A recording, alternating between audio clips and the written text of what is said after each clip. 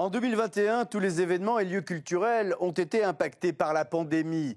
Les réponses apportées ont été souvent numériques, en particulier pour le domaine de la mode et le monde de l'art, en pleine mutation éthique et technologique. Retour en images sur une année 2021 particulière pour la culture. L'année a commencé sous de mauvais auspices pour les théâtres, musées et galeries européennes, toutes fermées sauf exception, comme à Madrid. De Londres à Paris, Rome, Berlin, Athènes ou Amsterdam, il a fallu attendre le printemps et le mois de mai pour voir les grandes institutions culturelles accueillir à nouveau du public avec des niveaux de restrictions sanitaires encore en vigueur en cette fin d'année.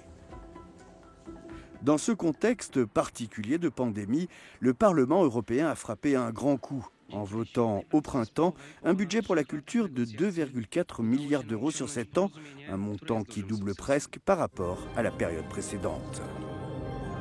Les membres du Parlement européen reconnaissent en effet l'importance du secteur culturel et le considèrent comme un bien essentiel qui peut également apporter de l'argent et des emplois.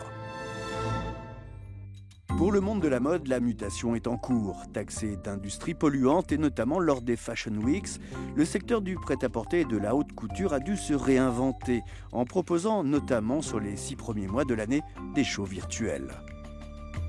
En septembre, de Milan à New York en passant par Paris, les Fashion Weeks ont repris leurs droits pour un temps seulement puisque les shows de cet hiver s'annoncent compromis avec une nouvelle vague de Covid. En tout cas, s'il y a un secteur qui se porte bien, c'est celui du marché de l'art. Un Botticelli a été adjugé plus de 80 millions d'euros en janvier dernier et ce Basquiat, pour 10 millions d'euros de plus, a fait de son créateur l'artiste contemporain le plus cher au monde. Avec une grande tendance de cette année, l'explosion des NFT, des œuvres d'art dématérialisées qui battent désormais des records aux enchères. Le plus connu de ce nouveau genre d'artiste est Beeple, dont on peut contempler ici son Human One, qui s'est vendu le mois dernier plus de 25 millions de dollars.